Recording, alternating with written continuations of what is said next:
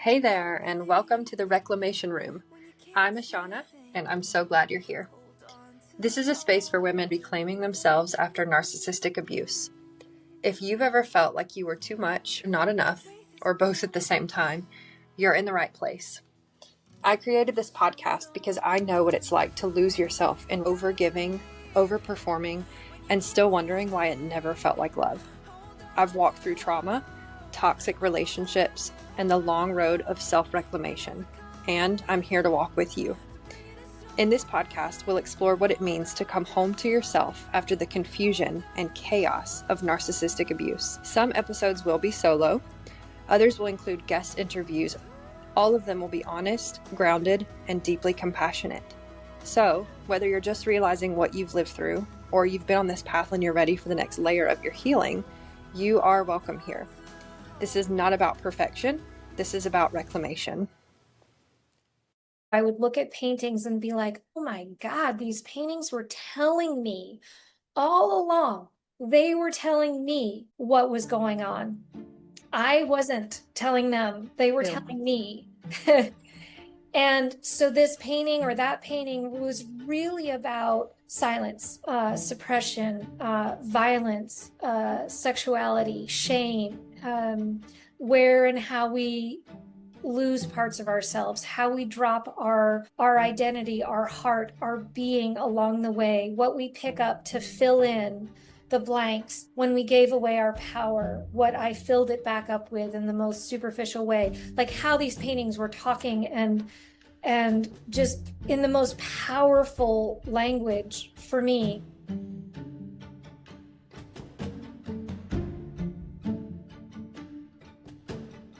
Guys, this is Devorah Brinckerhoff.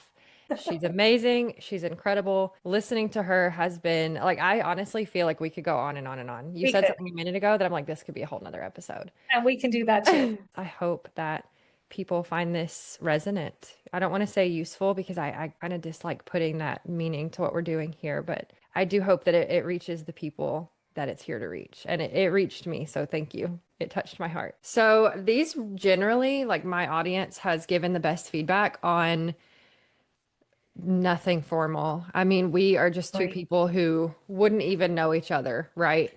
And the reason I found you is the show that I do here is regarding narcissistic abuse, right?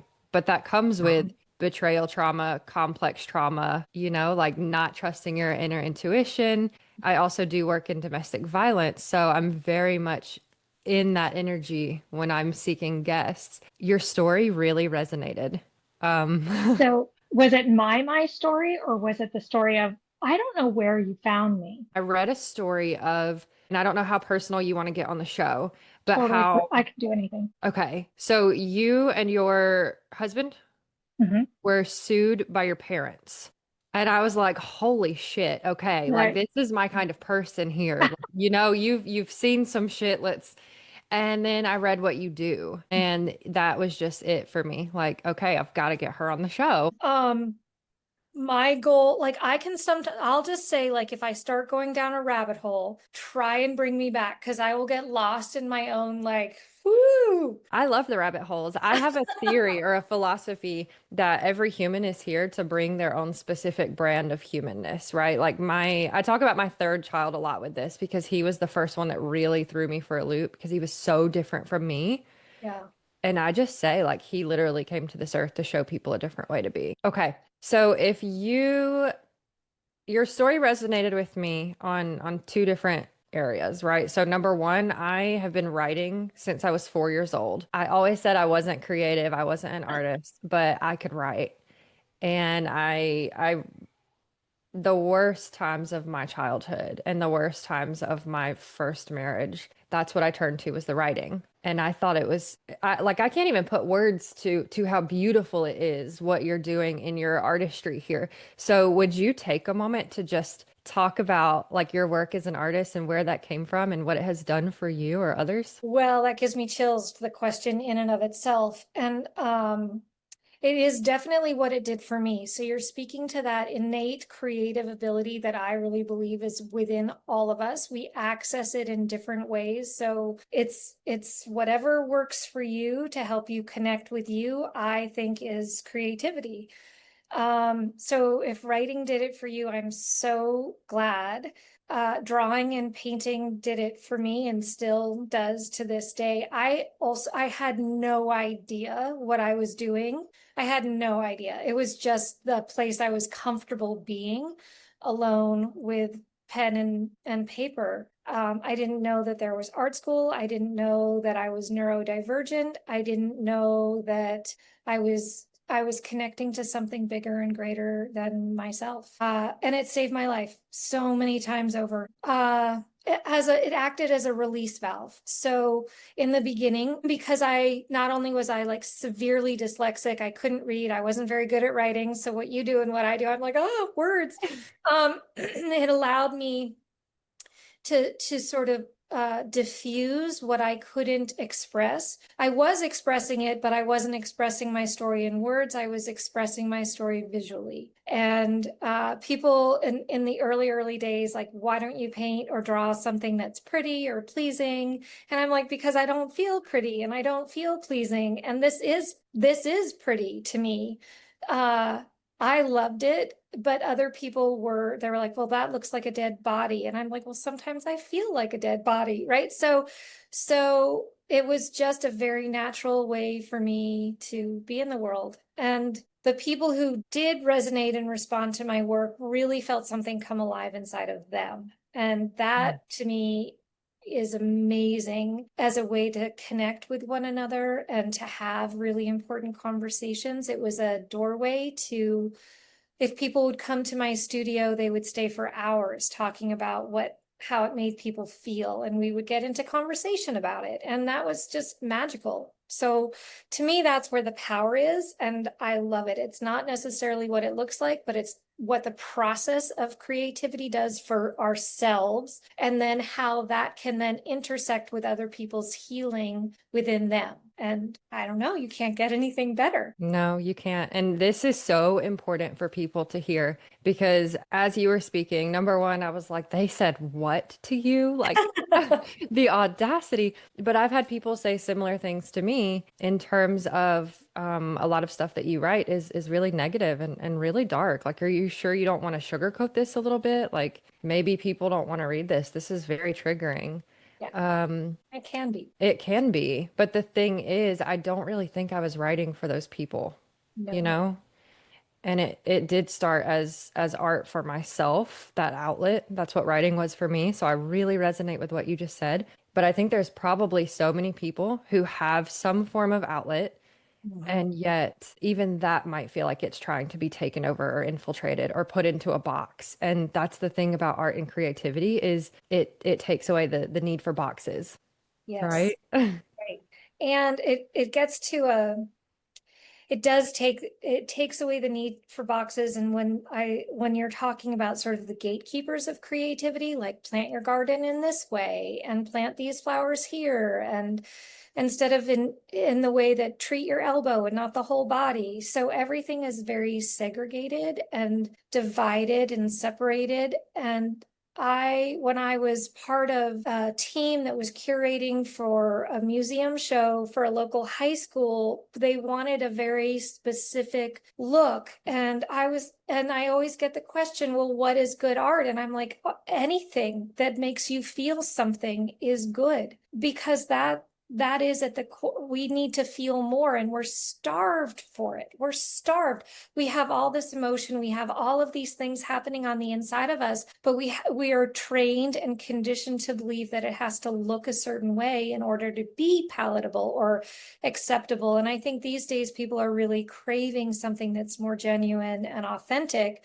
And that's one of the reasons why I was like, while that was the pinnacle to be in galleries and have have formal representation, it felt meaningless to me when it ultimately was about making money or getting certain people in the door. And I love meeting people, even though I'm like an incredible introvert. I think it's great to meet people and see where we overlap. And it's sort of a self-filtering process, because who it doesn't resonate with just runs for the hills. So I'm like, great, that's fine. Made my work easier. Now I Yeah, have to talk yeah, to less people. exactly.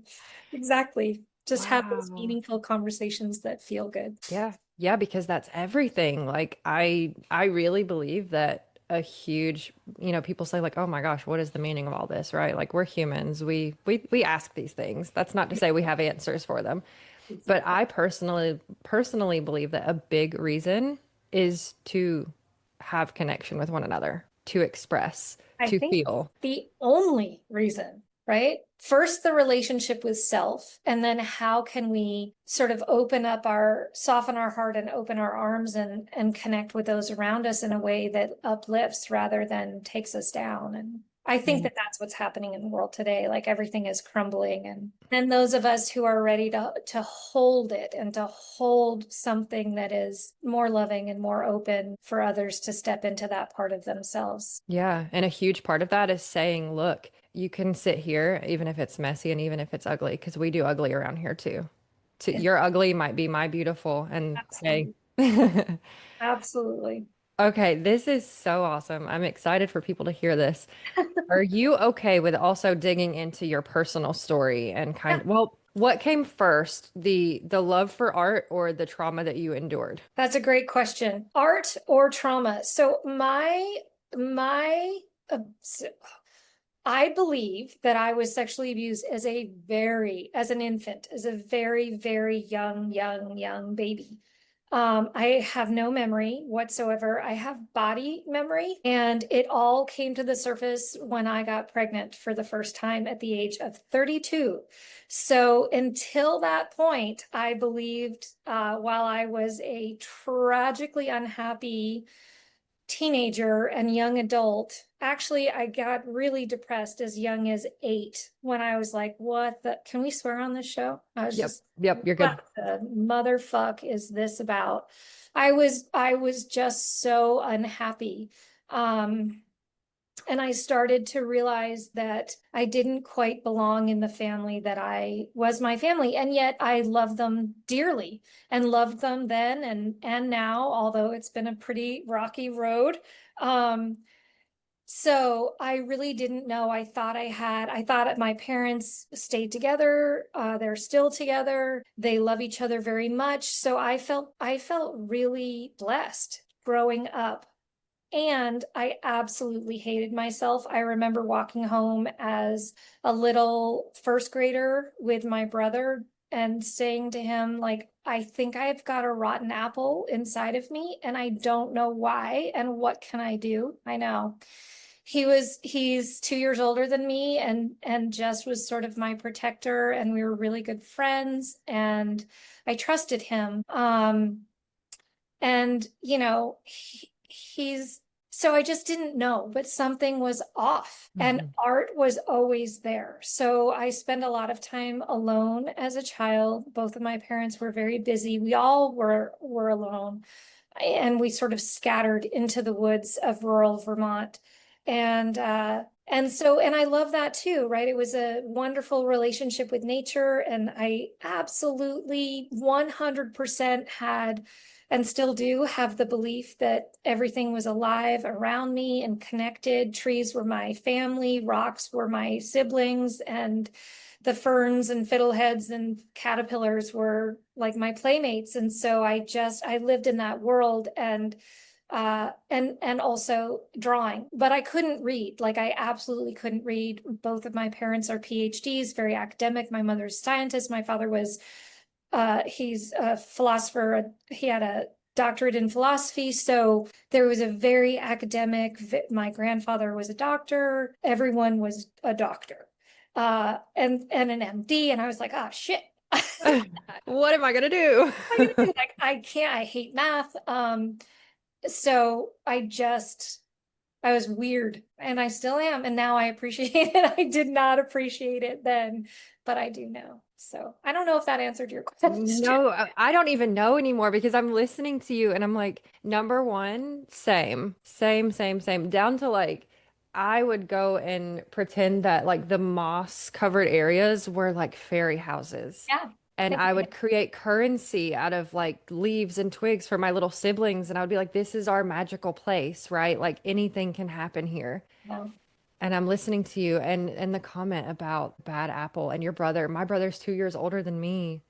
And I remember having the same feelings. And I'm like, gosh, my heart goes out to you because Yeah. I can relate. And today with all the young people and who just don't know, and I just want them to have the support that they need to know that they're okay and worthy, right? We come in worthy, we stay worthy. It's our mind that changes about our worthiness. And I thought I was going to hell. Luckily, I wasn't raised with any organized religion whatsoever. It was sort of the opposite, where if there was any, so I love the idea of witches. I wanted a coven. I was like, where are my people?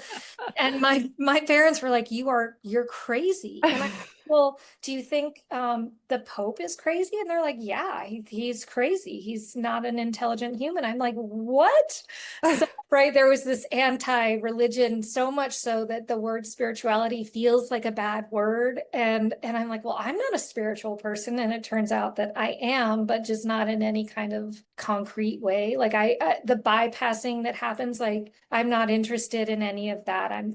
I don't know what it means to be enlightened. I know what it means to be self-connected and self-sourced and to keep our heart as open as possible. This world throws us a lot of curveballs and walls. Yeah. Yep. And then we build walls And we build walls. ourselves. Yeah. Absolutely do. Stay protected, all the I was right? So coping skills, I'm like, those things are awesome. As much as they caused me harm, they also kept me alive. So I'm not going to badmouth any of them. And they Yeah. can cause a lot of harm. So I had a conversation recently. I don't even remember who it was with, but these kinds of conversations are normal to me, right? Like this is it for me. And it's just this thought of like the grieving of what you go through and the parts of yourself that weren't quite what you wanted to be in that moment. And and people that you love, they take that personally too. And so you might lose relationships, lose friendships, let people down, like be embarrassed years later when you think back on what you did. And it's like it's so painful. But I really can't go back and change any of that because I wouldn't be who I am right now. And so it comes to this piece of like, oh, I love you. right. Oh my gosh. Like all that you did, you're so beautiful and magnificent. And I've always thought that about other people. Mhm. I never thought that about myself until recently. So I feel like you kind of have a similar view on what you've been through and who you've been. Yeah. And it's still a struggle sometimes where that critical mind can get in there and sabotage that kindness and compassion that I've spent a lifetime learning how to have. So I think it's very human to lose sight of it and to come back. And the idea that that's just part of it too, the ebb and flow of our own self-love. And I'm so glad that you have fallen in love with yourself. It sounds like you've had an incredible journey. Okay, quick questions here, literally just for fun. No right or wrong answers. Would you say you're type A or type B? Oh God, a little bit of both. I yeah, I can be very type A about certain things. That's only gotten worse as I've gotten older. I would never have thought I was type A. And then now I'm also like, when it comes to uh non-judgment, which I think is a very type B, that is, I don't, again, for other people, and especially when raising children, I was like, drugs, sex, alcohol, all of that is a natural, like it's going to come up naturally. It's going to be a little different for each of you than quote unquote whatever normal is. But there's nothing wrong. Like I no judgment around what your experiences are, what your choices are. Please don't die. Please don't, Right? please don't make a choice that could actually, take you Have away. you not here? Yeah. that would break my heart, and I will really be devastated. So Yeah, don't. I can handle a lot of things, but I Right. don't have to handle I losing don't you. want to have to handle that. And still I'm often like, wow, when is the universe going to stop throwing things at me? But it just doesn't. It doesn't. And so how can I meet them with more grace and more type Mhm. than type A? How can I move into acceptance rather than resistance, and allowing rather than um denying? Yeah. Okay. One more. Uh-huh. Do you know your big three, your astrological signs? No, but I would love to find out.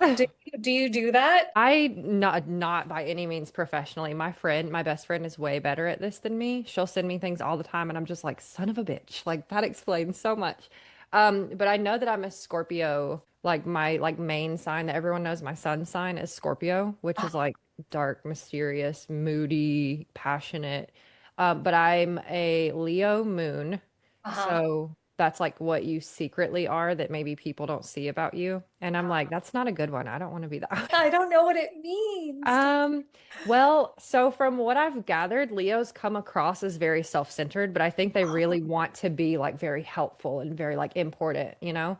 And then my rising is Libra, which is what people see me as, which is very like balanced, intuitive, mature, wise, like taking in both sides of things.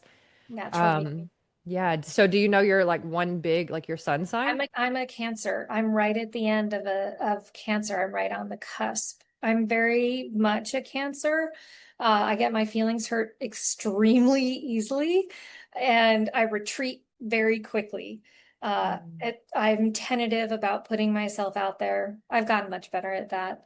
But I'm curious about all of that. I was listening to a podcast where somebody was so skilled in that area. I'm like, oh, I could really spend like months looking into this. For So, sure. and it's very cool. And I 100% like all of that stuff. I just think it's so neat. If you like that, you might also like human design.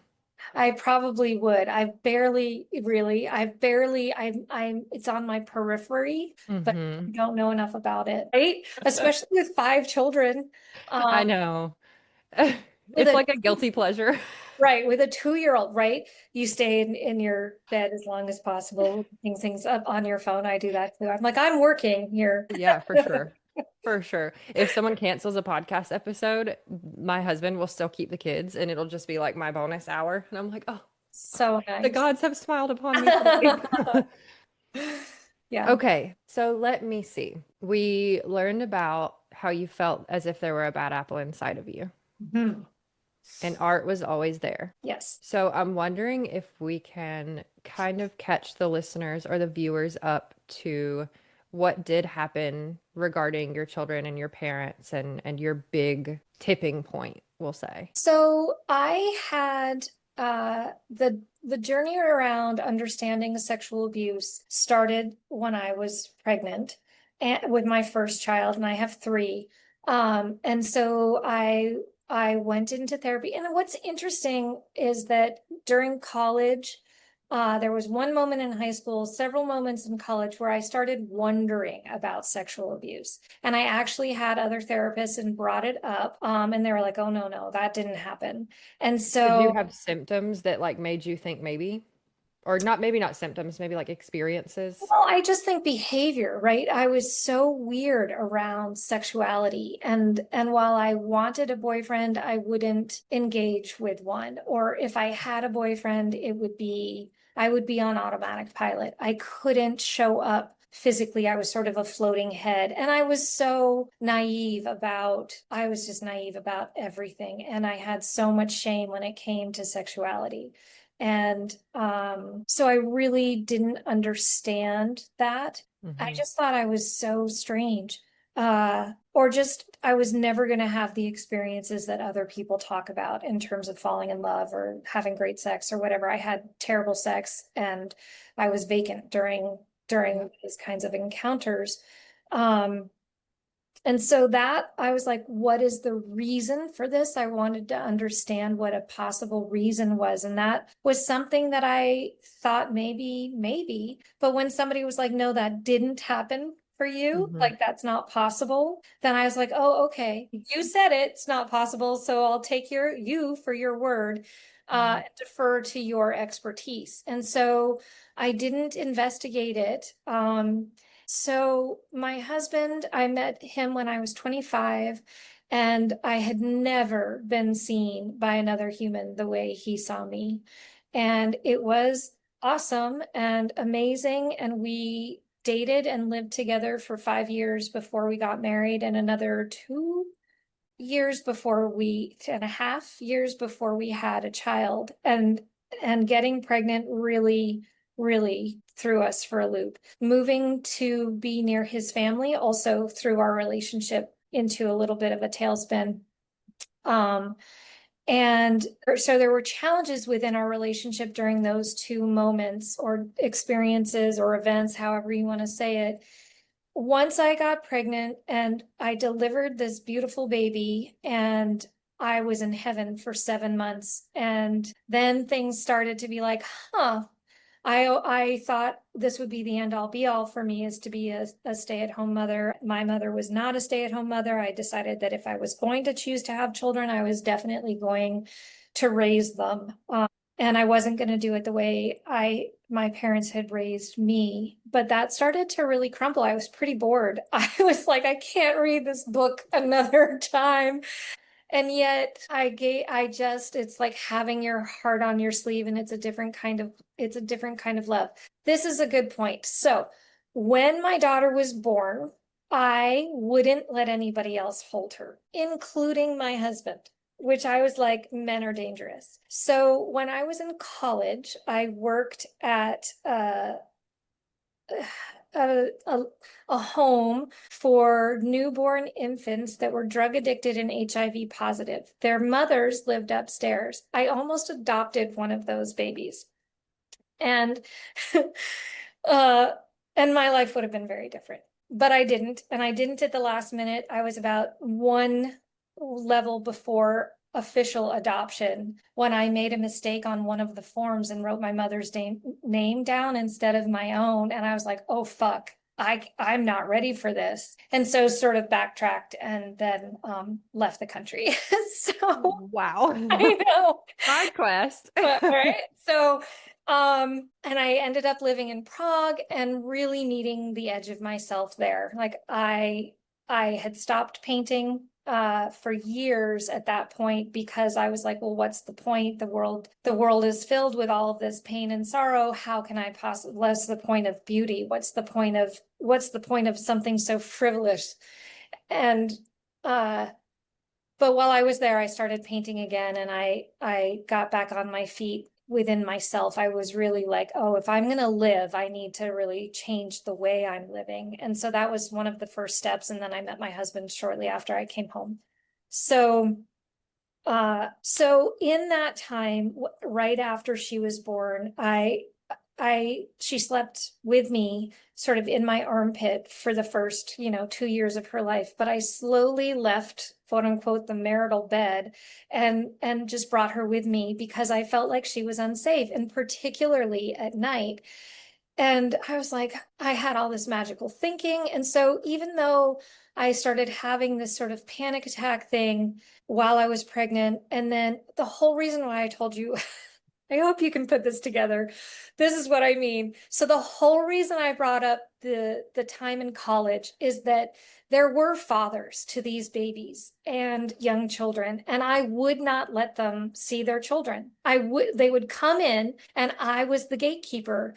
And I was like, no, you can't come in. And I don't know what the hell that was, other than men are unsafe, and I don't trust you to be gentle with your children or your women who are upstairs for a reason. And so this back in the head kind of instinct to stay away from men had always been with me. And being afraid of authority, male figures, that's very common. So it was hard to tease out that there was something bigger going on until I had my own child and kept her away from my husband, who was and still is my best friend. So I went crazy a little bit in this kind of very instinctual protection around her. And I was precious around her sleep. I was, talk about type A. I became like a crazy controlling person around her safety.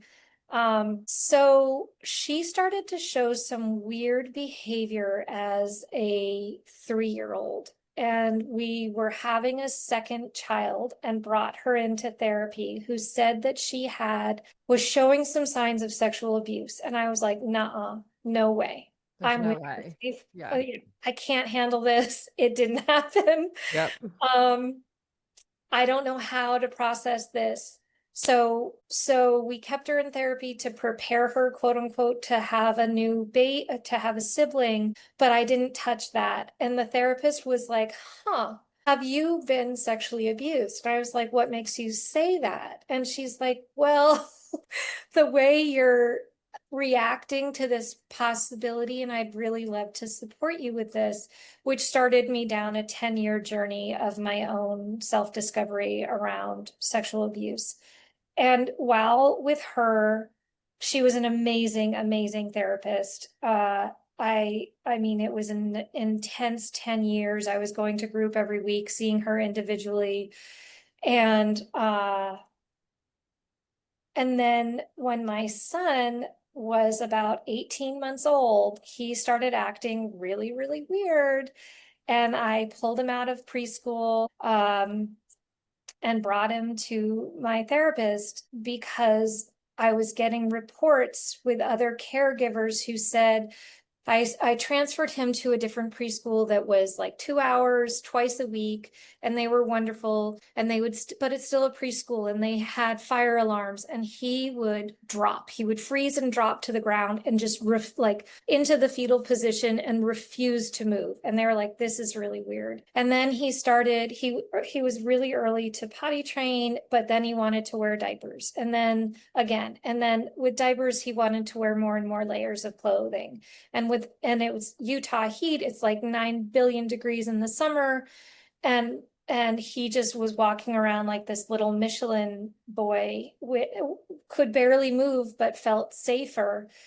And so we started bringing him to therapy, and he started this long process himself of unraveling sexual abuse that was really, really clear. So while our daughter could suppress it and my own denial of it, my son could not. And it could be that his abuse had escalated to the place that he couldn't suppress it. And I'm so grateful that he couldn't, because it just opened this huge can of worms in the family. So we moved close to my husband's family. We were living in Seattle, Washington, actually. And after we got married and decided that we wanted to try to have children, we wanted to have a support network. And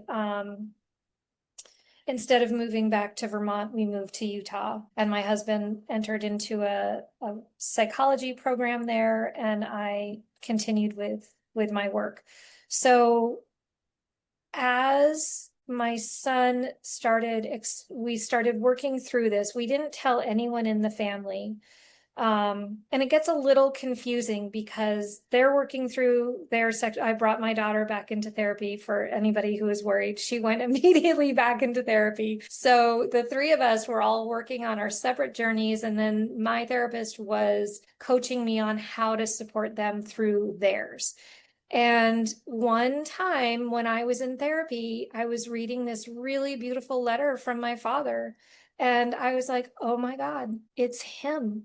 He's the one. And I just was really, it was just this feeling that came over me. And it wasn't anger, it wasn't fear, it was just a really quiet knowing, like, this is who it is. And then I'm like, fuck, what do I do? Like, I don't know what to do with this information. And so obviously shared it with my husband and his family because they were a huge part of our lives. They loved our children. They were so good with them. We had date night every Wednesday where my kids would go over to their Nana and Papa's house. And it was we had weekend plans. We just did all these wonderful things all the time. We went on vacation together. And one vacation, while we're in this whole thing, their step uncle shows up and my son's behavior just skyrocketed. So as he got safer and safer, expressing what had happened to his body. So his therapist came out one day and was like, you won't believe what he did. It's just amazing. He had such a huge breakthrough. And she's like, I'd love to show you. So she brings me back to the room and there's these life size for a child. So small, but life size styrofoam child dolls that he had duct taped the arms to the sides of this doll, stabbed the mouth, genitals, anal area, and all three areas, and poured red and blue paint all over them. And I was like, I burst into tears. I was just like, I could not believe that he was expressing what he had experienced. And she's like, isn't it great? And I'm like, horrified. No, this is like the worst thing I'd ever seen. And as I sort of came back to myself, I realized he is getting to do what I never got to do. Like he is getting this out of his body. He has witnesses and support and holding and love to know that his value isn't changing. And even though he had trouble, like those little details around clothing, but also bathing. He was obsessed with cleaning his body and vigorously and violently cleaning himself in ways that you just never want to see your child exhibit. And I was so grateful that I had a therapist to say he can wash himself as many times as he needs to, and you can guide him to be gentle, but you can never do this for him. You can't wash him. You can't dry him. You can't lotion him. He needs to be in charge of his body. So, that trip, that vacation we went on, and his behavior escalated. He was inconsolable while his step-uncle was there, and the behavior around bathing was nonstop. Like we couldn't go anywhere. He'd be screaming all night long. He was 3.5 at this time, 3.5, young. So we'd been working, let's see, 18 months is a year and a half, 2.5, 3.5, for 2 years on who this was, what was going on, how to support him. And during this, and then the step uncle left and the behavior calmed. And I was like, well, we've been wondering who it is. We've been wondering what's going on. And there's our answer. And so it was a really long drive there and back. So on the 17-hour drive back, my husband and I were like, well, we can't unknow this information. And we can't pretend that it isn't true. And we need at some point to say something, because I will not pretend that it didn't happen or isn't happening. And I won't let my children go over there anymore if he's there. So months later, well, it was actually 3 or 4 weeks later, we went to a barbecue. We actually hadn't said anything because we were terrified of what the fallout would be. We hadn't said anything, and we went to a barbecue and he showed up, and my son just stood in front of him and stared at him, just stock still, stared at him in the eyes and lost control of his bowels, just feces running down his legs. And this had been happening more and more. He had started feeling more and more uncomfortable going over to his grandparents' house, and I had started packing extra underwear, and he refused to let his grandmother take care of him, clean him up, help him in the bathroom in any way. And so they had called me multiple times when he was over there still visiting, because the person that we had come to know who had caused harm he wasn't there, but it had happened there at that house. And so I didn't know that at the time. And so I scooped him up. I said, I'm going home. I'm taking him with me. And I just left the barbecue. And then a week later, my husband went to meet his father and tell him what had happened. And that night and that conversation, the initial conversation went really well. He's like, yeah, that actually makes sense. I understand. We'll get him help. Thank you for telling me. And he went home. He talked to his wife, which is my husband's stepmother, and the shit hit the fan. We don't know exactly what happened. We just know that within 24 hours, my father-in-law had called every single person that we knew, told them that not us, but I had made up horrible, horrible things, and that they needed to cut us out of their lives. And so we lost brothers and sisters and uncles and aunts and cousins and parents. He called my father and said, you don't know this, but your daughter, I guess it would have been 4 years ago, told me that you had sexually abused her, and she's telling all of these lies about you, and we want you to join a lawsuit against them. And so that is what they did. And we didn't know about it. I had this weird feeling and that something had happened. I'm like, oh, my father-in-law told my father. And about 2 weeks later, we got a knock on the door and we were served legal papers for grandparent rights. And a little bit after that, I received a letter of excommunication from my family saying that they never wanted to see me again. And this was right before the holidays. And I was just like, I can't even tell you the level of heartbreak and devastation that I felt. And I often wonder what would have happened if, when I had had that moment on the couch in the therapy office, when I realized that it was my father, if I had flown home and said, hey, this is what I've come to. I don't know if it's true. I don't have any memories. I don't have any desire to accuse you of anything. This is just what happened for me. You don't have to agree. You don't have to believe. I just wanted you to know. But I didn't do that. And part of me regrets not doing that. I was just terrified. My father is a very wonderful, complicated man, and it absolutely broke his heart to learn that I had made that accusation and to learn about it in the way that he did. So there's the betrayal, like rock bottom. And he never called me. He didn't ask me to say, is this true? Your husband's father just called me and I wanted to talk to you about what he told me. That was not something that he did. And I didn't know why. I was very hurt by that. And I can imagine it was a horrible, horrible, horrible thing to hear, and to hear it so many years after the fact. That was my betrayal. He felt betrayed. So what a mess. What a mess it was. Yeah. And just hearing you say, like, if it had gone differently on the couch in therapy that day, and if I had reached out to him, and please don't think that I'm talking about just you right now, because if this Right. doesn't resonate for you, it doesn't resonate. But I can connect with my listeners right now, and I hear something similar that I did also.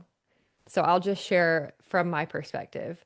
Yeah. The times that I went back in my head and thought, maybe if I hadn't told people about how he treated me, maybe if I hadn't shared so publicly on social media about what he put me through, maybe if I hadn't named names and made it so obvious who I was talking about, then maybe I would still have placement of all of my children right now.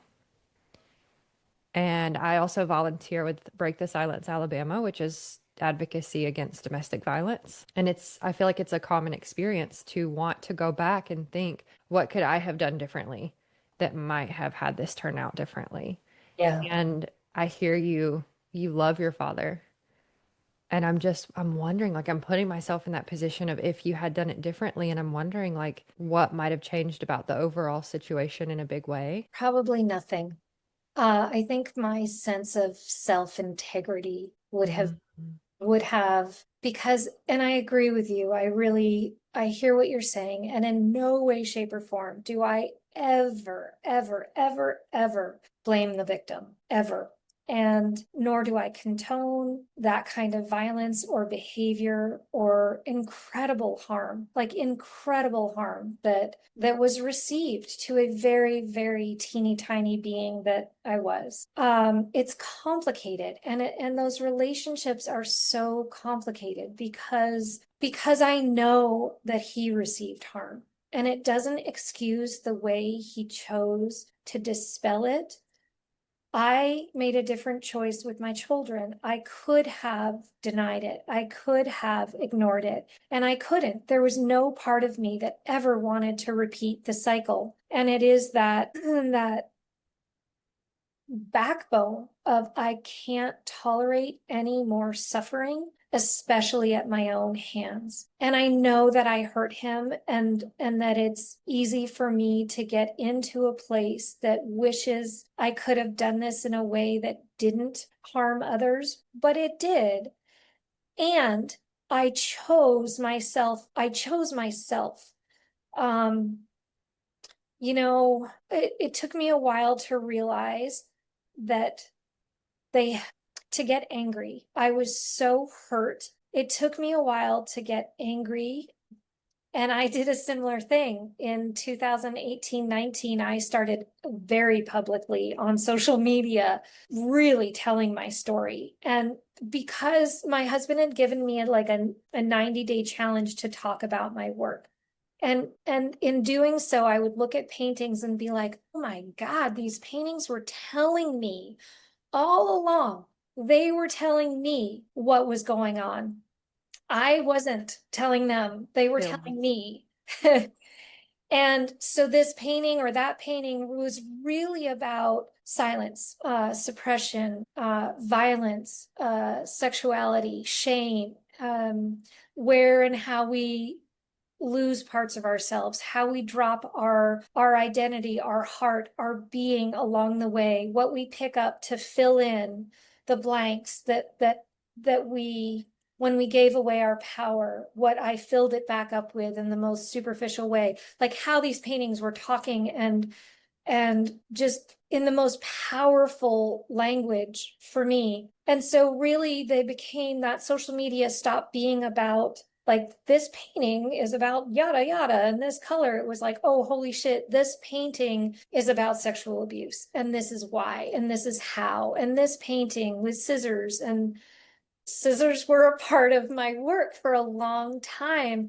And I would put scissors in there as though I was doing a painting about cutting my husband's hair, and it would be this like picture of domestic connection, but really it had a double meaning, and I always knew what the double meaning was. And so while I painted a very different way, very different than I had ever painted before or after having young children, during that time of having young children, they were very feminine, very like little pointy breasts with high heels and purses and sharp knives and scissors. And so there could be like this birthday cake, because I love to bake, that was like 7 stories high, with this woman with a scowl on her face and an apron with the tools of destruction to cut a cake. And it was always very clear to my body that I was expressing like, it looks good, but there's some shit going on underneath the surface that I am addressing for myself, that nobody else needs to know about,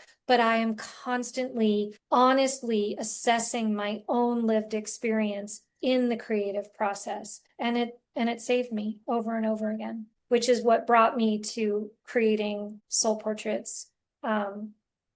And I know I can't save my father, and I know that we will always disagree, and we don't talk about it. And I needed to forgive myself, and I worked really hard to find self-forgiveness first for the ways in which I felt like I had caused so much harm. So to go back to those fathers that I didn't let see their children, they had every right to see their children. And I was not in any position to bar them from that. And so those it's not micro to them or me, because I had a lot of trouble forgiving myself for that. And the many, that's just one example. Like I stole everything. I lied all the time. I was a master manipulator unconsciously, but still, nonetheless, it has an impact on other people. And it was very, very hard for me to forgive myself. Yeah. I honestly, I love that you leaned into the question the way that you did because and this is just how I operate, right? Like there was no right or wrong answer and there's no judgment on how you chose to do it. And I think it's so valuable that people hear other versions and other ways and you know what you shared was beautiful and I know that someone needs to hear that. So I just appreciate that you are willing to go there to that place and not think that I was like, you Oh know, no, judging you for your portion. no, no, not at all. And you know, I really wanted to help other people in this position. I became a victim offender mediator. I went and got trained.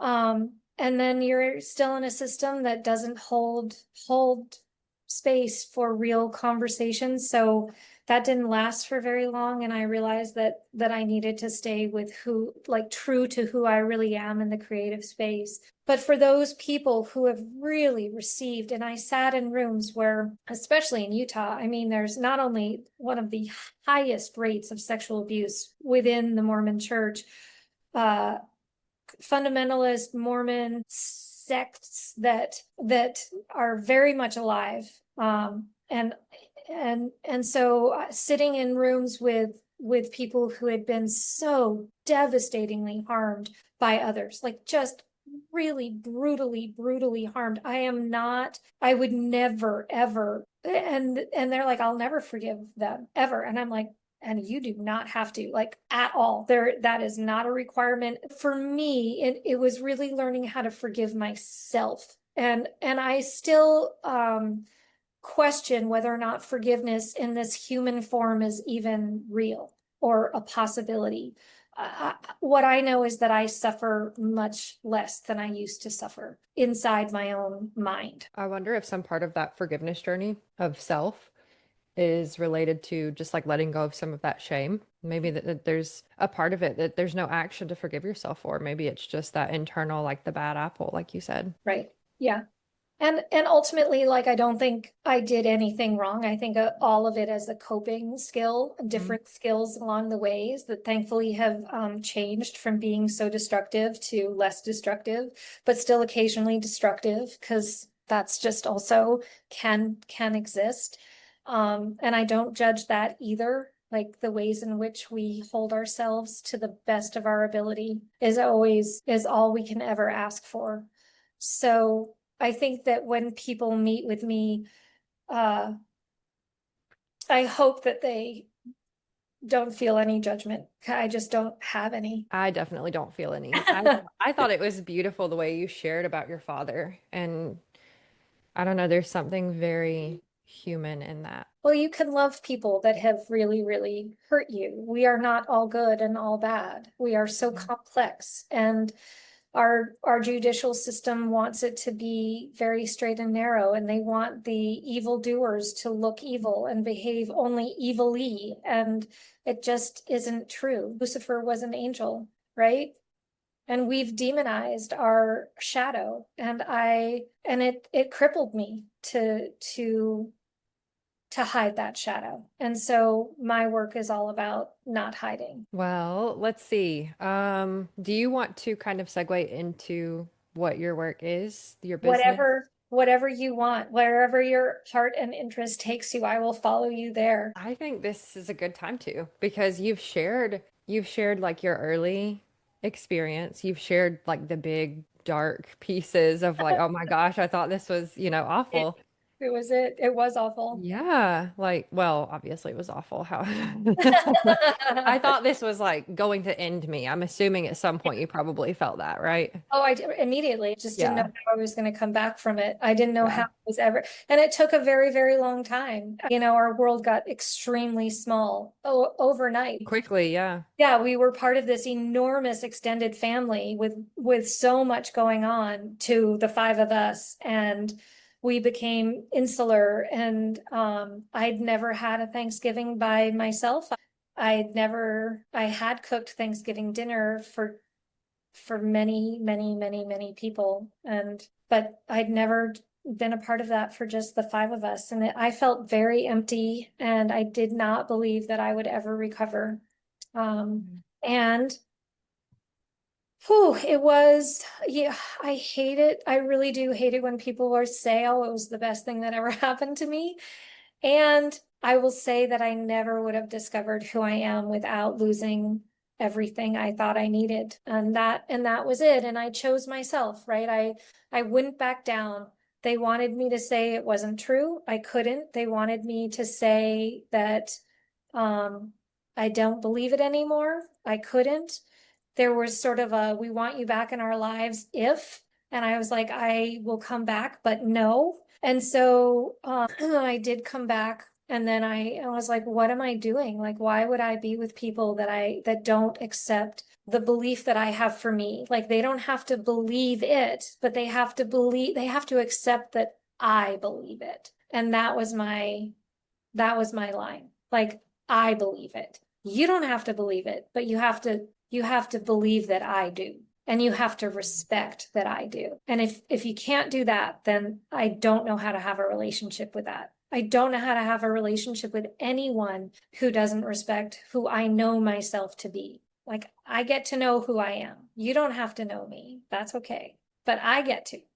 So that was my one boundary. And it's gotten stronger and bigger and longer since then. But That's a big piece. Like, I'm just imagining having relationship with someone who you don't have to believe it happened, but isn't it enough to know that I believe that it happened? Can you hold space for that for me? And yes, these are people that it wouldn't be like, quote, an outside job, like it's very close to home.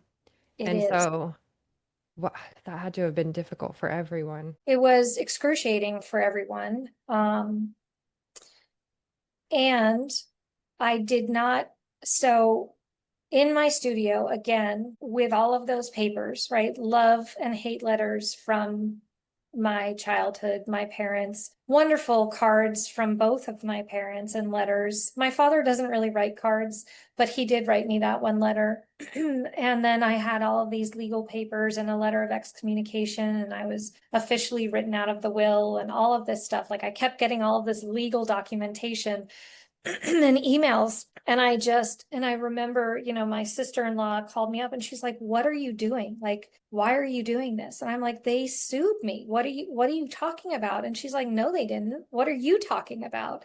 And right, you're like, huh, what? And it took me a long time to figure out that they didn't tell anyone that they actually sued me. Like, that was another thing that just wasn't talked about. And I'm like, oh, so not only does the family think I'm crazy, like they really think I'm crazy because you haven't told them what you actually did. And so I had been in the victim mentality most of my life, like really truly searching for a rescuer. And when I lost everything, I was like, well, I thought I was rescuing myself all those years ago on a curb in Prague, but now I'm really rescuing myself. Like, I really have to deal with myself. And so in my studio, I was just going through this box of things, like a card from college and all these nice letters and photographs, and just like, who am I? And what is my relationship to these people that I have loved and felt loved by? And what is love, and what is connection, and what is belonging, and what is integrity, and what is truth, and what is denial? And I was rereading and revisiting, and I just started ripping things up and in like this intuitive way. And I just immediately started gluing them down onto a canvas.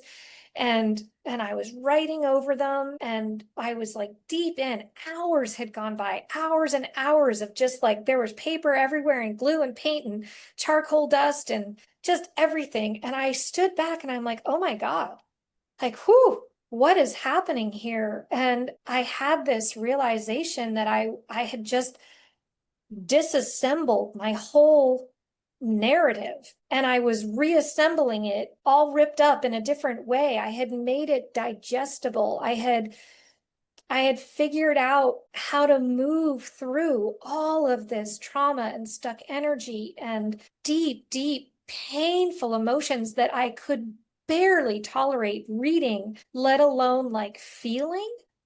I was so scared of that box of materials, and I had just like in a matter of 5 hours moved it all out of my body. And I was like, holy shit, this is amazing. Like I feel lighter. I don't know what just happened, but all of this energy just like left. And I was like, okay, I'm going to do this. I'm going to do this from now on. And now I incorporate that process whenever I have anything that I need to move without thinking, right?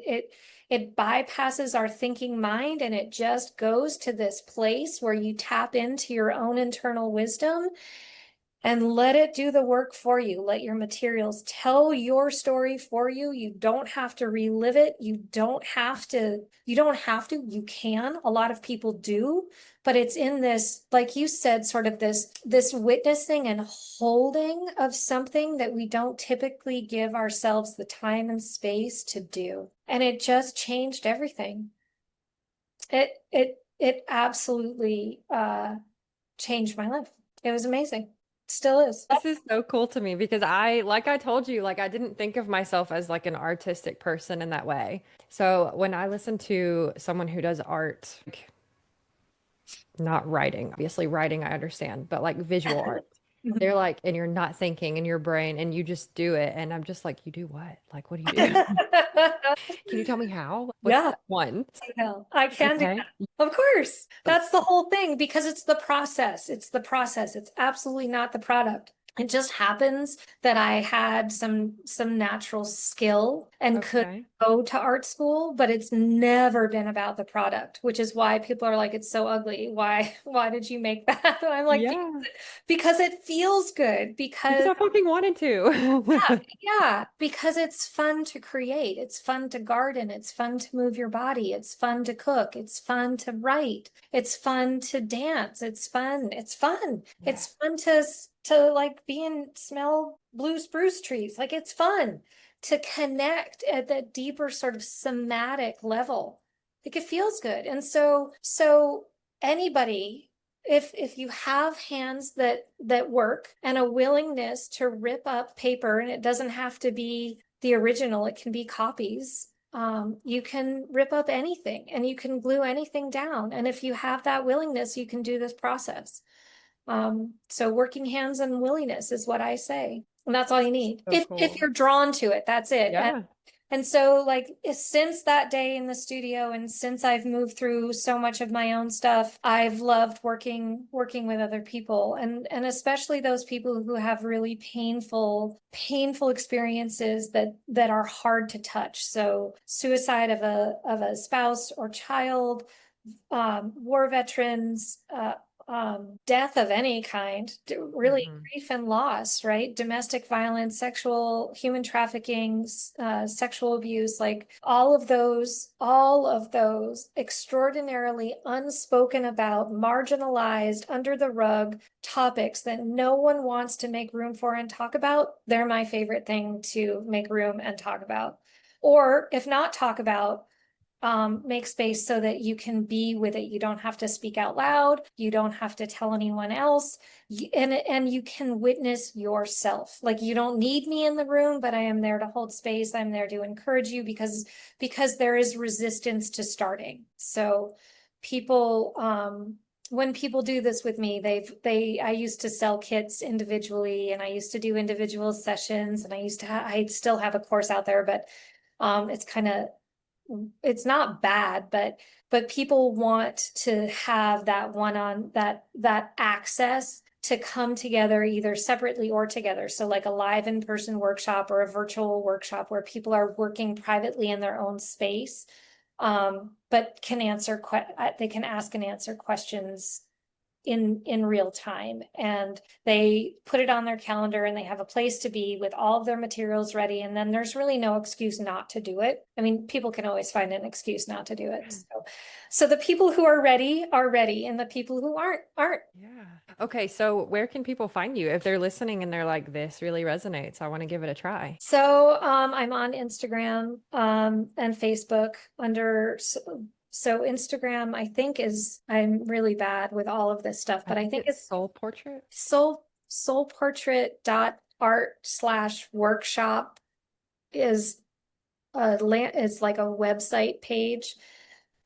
Instagram, I think, is Soul Portrait, or my name, Devorah, and it might be it's your name. my whole name, Devorah. Yeah, it's your name. And then Facebook, I think, is Devorah Brinckerhoff. And then there's Soul Portrait. Yeah. Okay. soulportrait.art/workshop if people want to look into workshops.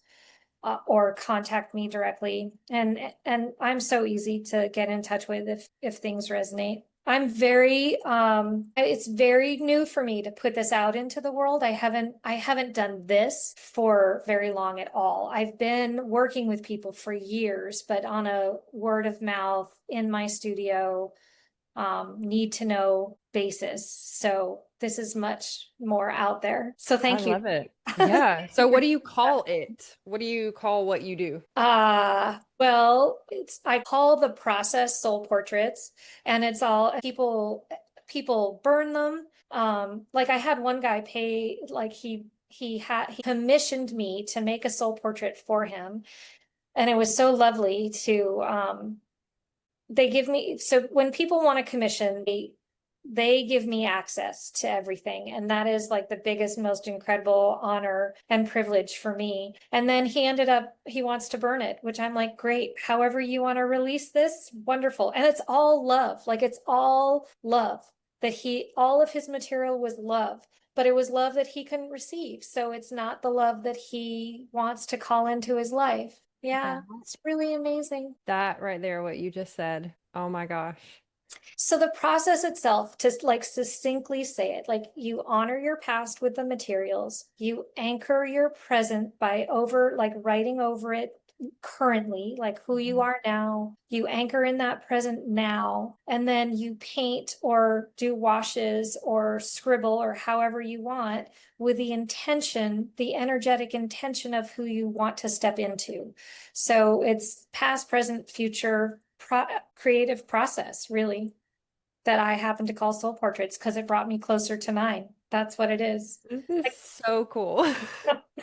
We just have all this crap, right? With all this conditioning and lived experience. I'm like, you are not your lived experience. If I can stress enough to anyone and everyone who is listening or who this relates to or resonates with, you are not your lived experience. You are something so much bigger and so much more beautiful and so much, you've never lost your value. You are a shining, divine star, just a little buried under the confusion of life. Life is confusing. Okay, guys, this is Devorah Brinckerhoff. She's amazing. She's incredible. Listening to her has been like, I honestly feel like we could go on and on and on. You said something a minute ago that I'm like, this could be a whole nother episode. But we'll end it here today, and I'm going to put all of your links in the show notes. I hope that people find this resonant. I do hope that it reaches the people that it's here to reach, and it reached me, so thank you. It touched my heart. I'm so glad. It's been such a pleasure talking with you. It does feel like we could talk forever, so thank you for having me. Yeah, you're welcome. And thank you so much. A huge joy to talk with you. I really appreciate it. It's so nice. I love what you're doing. Thank you. Okay, if you need anything, email me, reach out. I'm here. Same. Okay. Same. And I love what you're doing. Keep doing it. I want to help you I support you in helping those kids that I see you working with on social media. You've got such a big heart. Thank you. All right. Take care. Okay. You too. Bye-bye. Bye. Thanks for spending time in the Reclamation Room. Be sure to follow or subscribe so you never miss an episode. And if this supported you, consider sharing it or leaving a review. You're not alone, and your reclamation is sacred.